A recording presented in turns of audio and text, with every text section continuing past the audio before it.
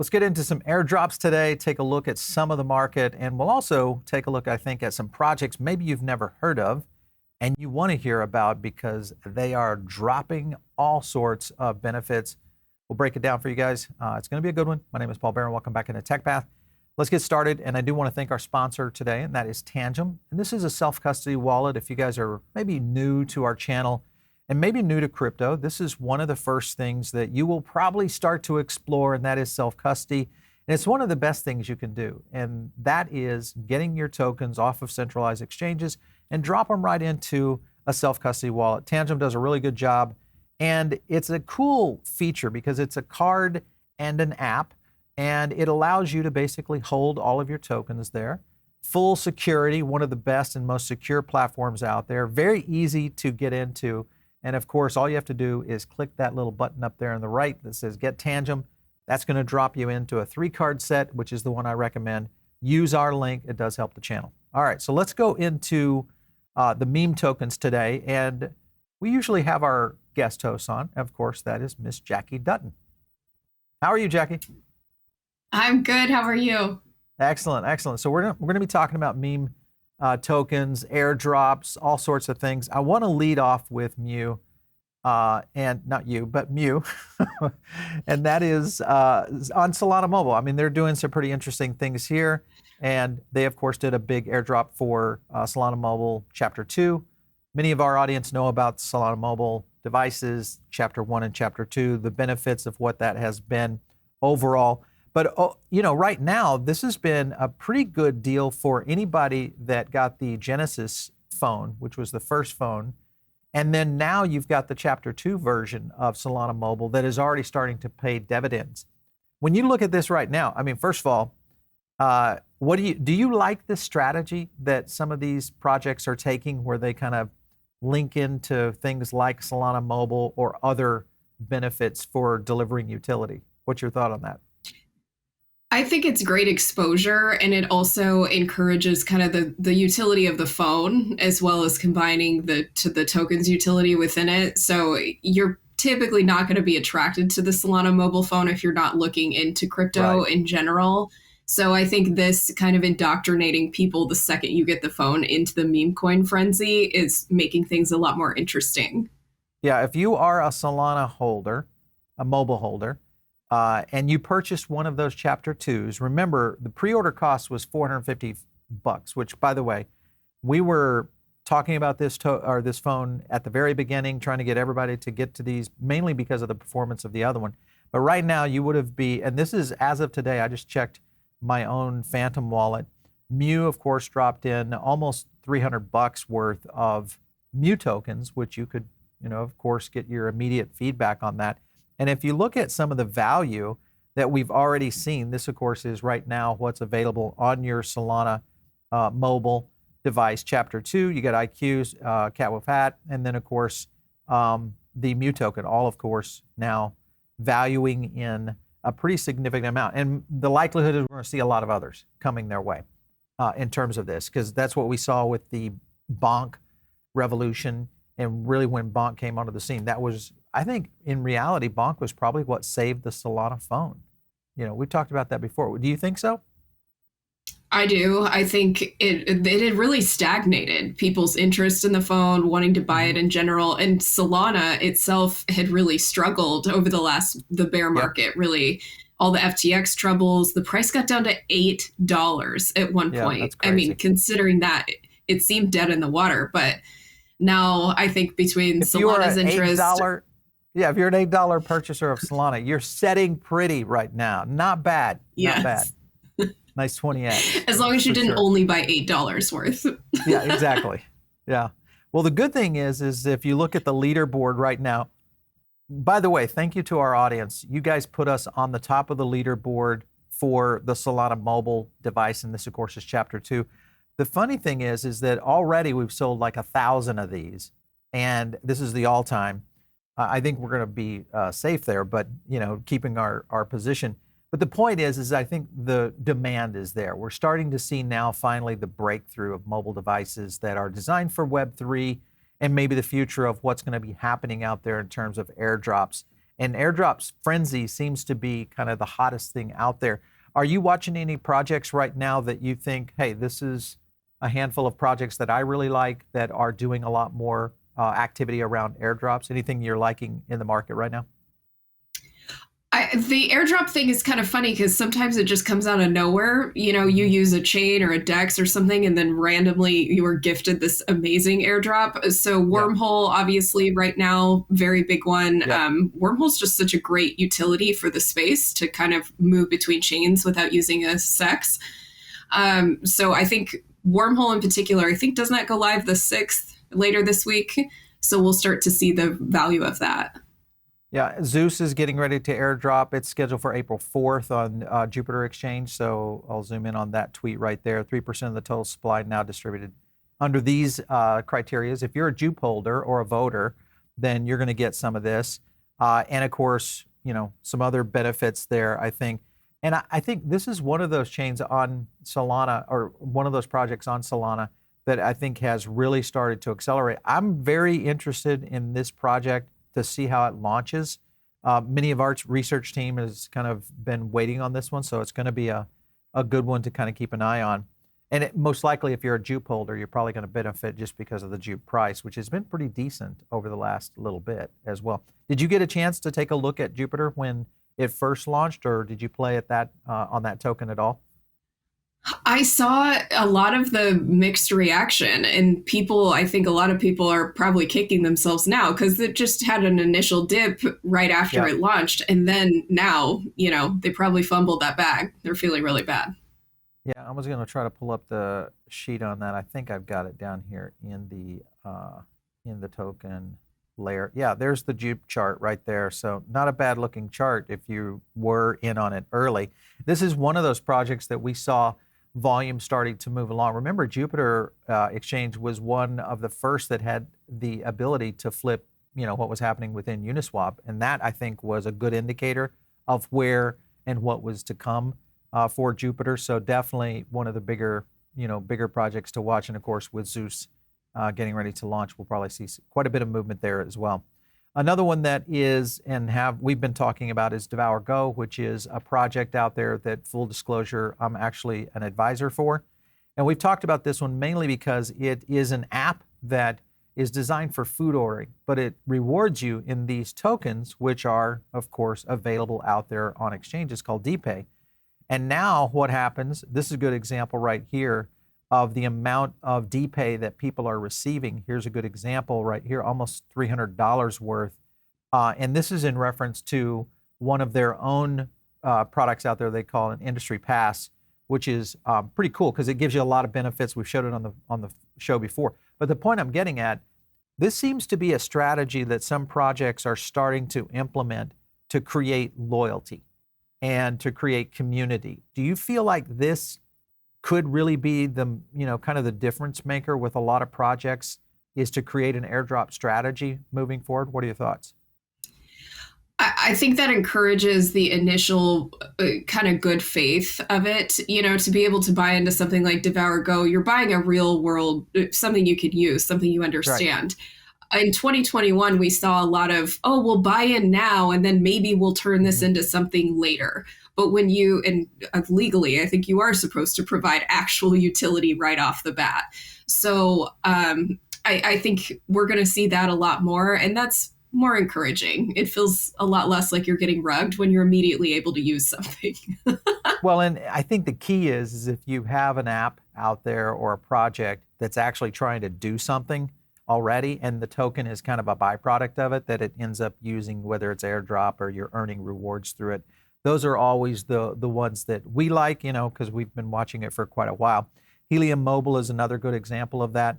Helium Mobile, we've talked about this one before, which in my opinion is just maybe one viral moment away from becoming one of the big mobile players, regardless that it's a Web3 play, but just a big mobile player in general. And if you look at, and this is something that you guys can do with the Helium mobile device right now, if you go and sign up for Helium, again, they're not a sponsor of the show, but if you sign up for it, you can actually start earning rewards by doing this mapping. And one thing that happened here recently is this right here, is the mapping accelerated after this most recent update. So this kind of shows you an example of just some of the mapping that's available. It's almost doubled.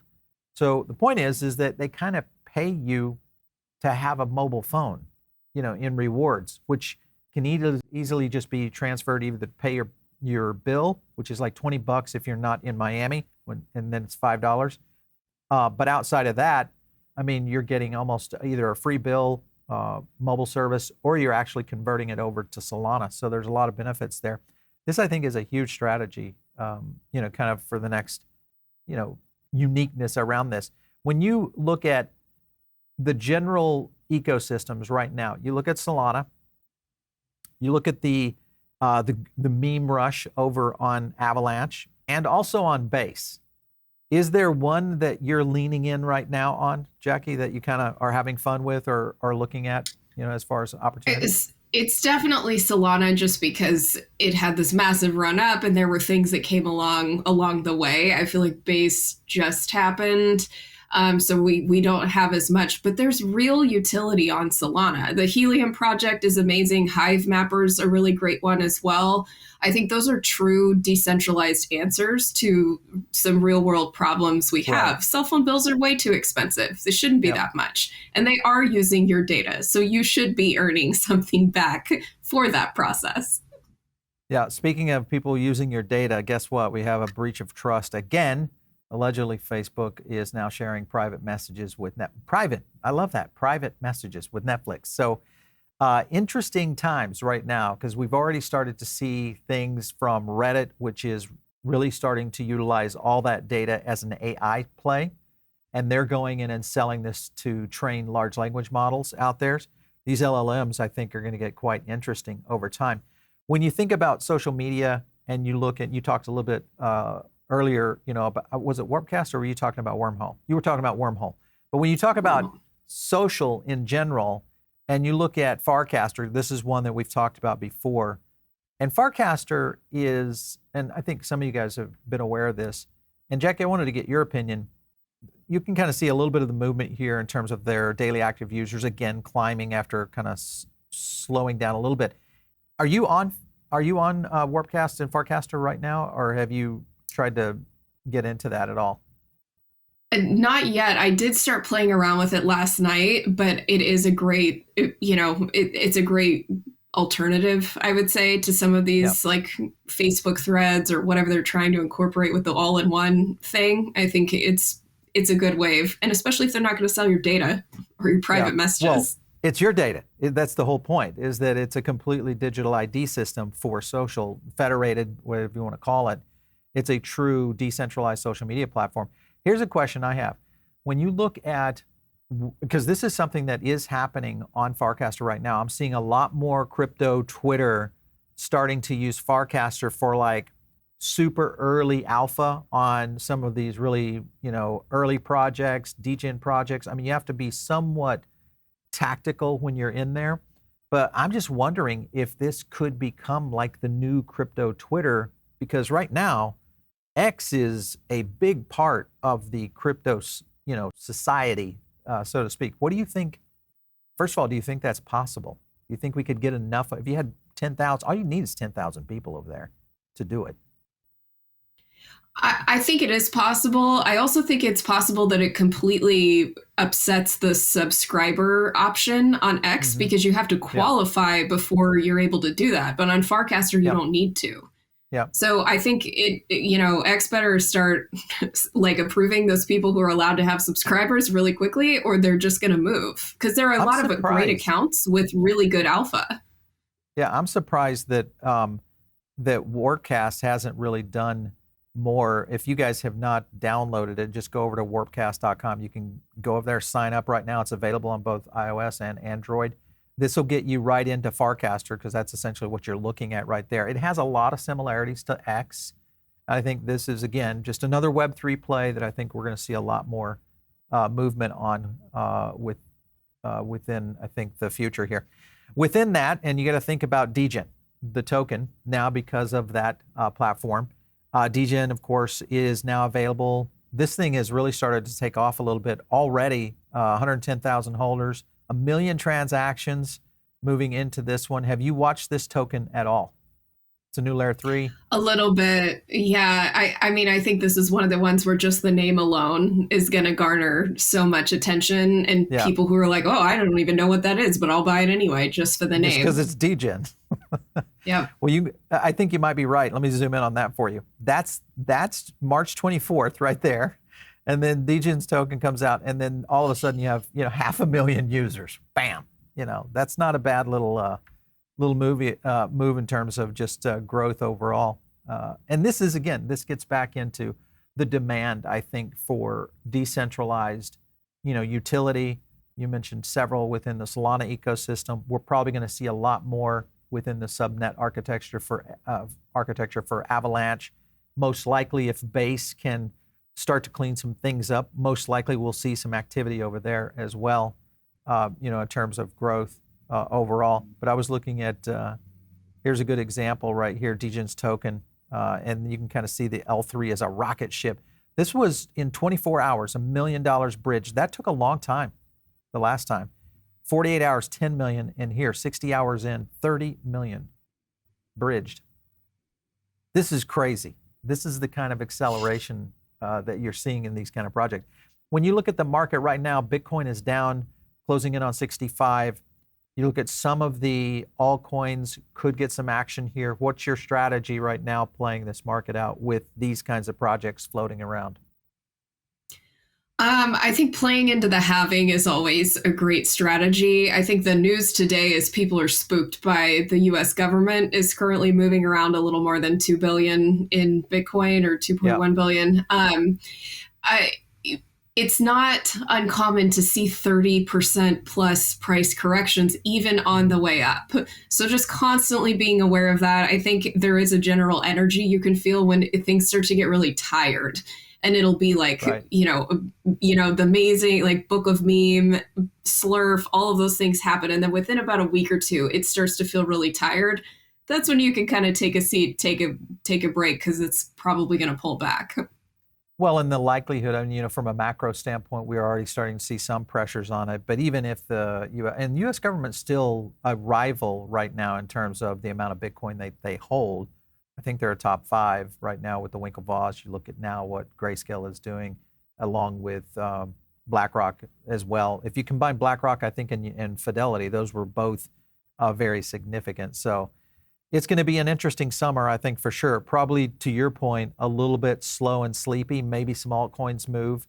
But likelihood is we could see a really big rush into the fall and maybe last quarter of the year in terms of maybe a Bitcoin all-time high, which of course we'll see all kinds of, layer ones move with it. When you look, all right, so with that being the case, step back, let's take a look at the meme coins. The meme king is still Doge, but you've got Shiba in the game now, and all of a sudden, dog with hat. Here we are on dog with hat, and if you look back here, I'll just go back one. It's setting at number 30 right now. Let me kind of zoom in on that.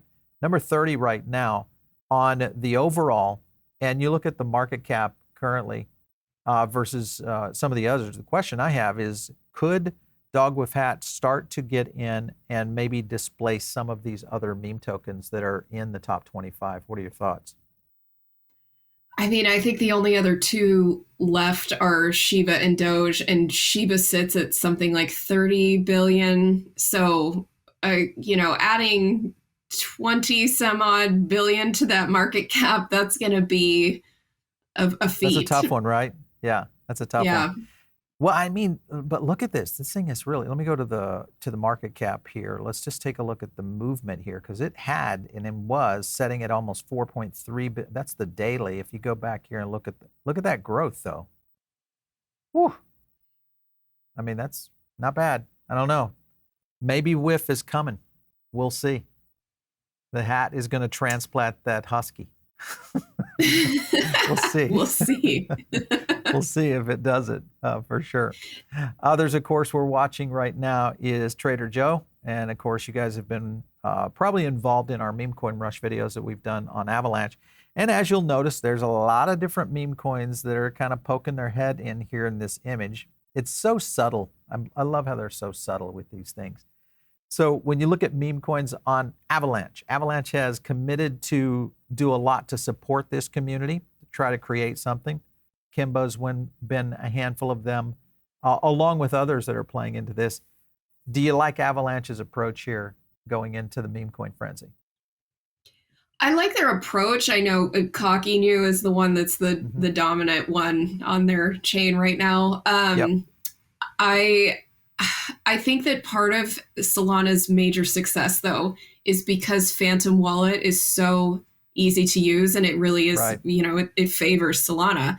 So until this UX UI experience eliminates, not eliminates Trader Joe's usage, but kind of masks it with a better UX UI the way that Phantom has done, you're just not going to see that many people freak out over being able to easily buy a meme coin. Yeah, the core wallet's not bad. I mean, it's a good app for utilization, but I think the challenge, and you're hitting on a couple of good points here. But I think one of the biggest challenges with Avalanche, as much as they do a good job at marketing, I won't say marketing, awareness, in general, they don't do a good job at trying to showcase the tool set, where Solana has been able to achieve that. They've obviously, Phantom has been one of their champions that has really enabled a lot of this. But there's a lot of others, as well that are starting. Whether you look at Helium Mobile, you look at what HiveMapper's done. A lot of games that have moved out on that. We've talked about many of those. We just had the Star Atlas team on yesterday. I mean, this is a kind of ecosystem that you need, and all these founders out there promoting it, because they're essentially promoting and they're talking the book, which gets to your point. So it's definitely something to keep an eye on. I'd love to know from you guys watching the show right now, which of these ecosystems, whether it's Base, Solana, Avalanche, or others, that you feel are going to kind of be the winners here. Drop some comments down below, and make sure and hit the like button. It does help other people kind of discover these videos out there. I want to get into a couple of other points, and this is, I guess, back to the point of branding and some of the projects that have been able to do it really well. You have to look at Pudgy Penguins. And of course, the Igluco right there, Pudgy, and of course, Luca makes the front cover of Forbes. This is a pretty big deal. I remember when my friend Kevin Rose made the front cover of Forbes, it was Dig. I don't know if you remember that, but it was back, I think, at least a decade ago. But he had Dig Nation, and he was on the front cover. Reminded me a lot of this cover right here, and I thought, oh boy, here we go again. Here we go again. But what do you think? Do you think people are even going to understand what this means when they're reading Forbes? Sometimes, isn't this a curse? Like That's SBF's Forbes cover, and I don't know if I would have agreed to this. I think it's a great vote of confidence for Pudgy Penguins and then the NFT community as a whole, kind of churning things into real world, assets. You could buy Pudgy Penguins at Walmart and the little toys. I think, that's a great conversion of something that people probably just buying a JPEG at first didn't think would happen. So yeah, it's a good thing if it's not cursed. Yeah, I got a great story. So we got some of these penguins when they first came out. We thought, okay, these are going to be collectibles, probably the next Beanie Baby kind of craze, maybe. We'll see. My daughter, she's fairly young, and she discovered these because they were in my studio, and they're in their box, on a shelf, kind of behind some things. I didn't really think about it. I had forgot that they were there. And she got those things and opened them all up and just said, I like these, Dad. And I'm like, those were supposed to stay in the box. But anyway, funny.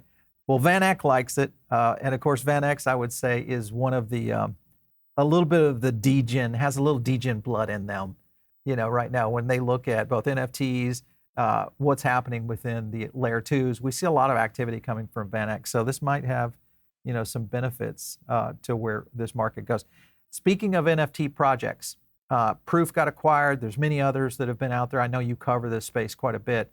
Is there any NFT project right now, whether it's game-oriented or maybe something that is creator-oriented, like what Pudgy has been able to do, that you really like over this next, say, year? Anything that you would say, I'm really watching this one?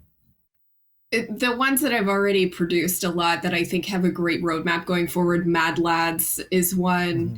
I'm a fan of one that's very, very small. It's just run by this girl in Romania. It's called Meta Vixens. And I Okay. love her artwork, and she'll draw it on like real world things like your luggage or whatever. So Oh, she has kind cool. of a side business that she's made out of it, and they're a great little community. So yeah, that's one of my favorites, just because I'm a really big fan of That's kind hers. of how World of Women got started. It was a very, very small niche community, and then all of a sudden, boom, you had, the WoW community really kind of take off. So I wouldn't be surprised if have some of those. And if you think about Moonbirds and kind of the growth of what happened within that ecosystem, Moonbirds was kind of that way at the very beginning when Kevin Rose first got it launched. It had a lot of, it's interesting to me. Moonbirds and Pudgy Penguin feels like they were almost destined to be, competitive, but Pudgy was the one that really broke out and became the rock star, both from an NFT standpoint and now from real world asset standpoint. What do you think it is that I guess makes one win over another? Is there anything? Do you think it's all community or something else? I'm sure that there is some kind of magic to it, right? There's some kind of extra something. And I think the story that you just told about your daughter going in and liking it enough to want to take it Yeah, out of the box, would she have done that with a moonbird that was in its I box, just or don't would she know. have just chosen the pudgy penguin? See?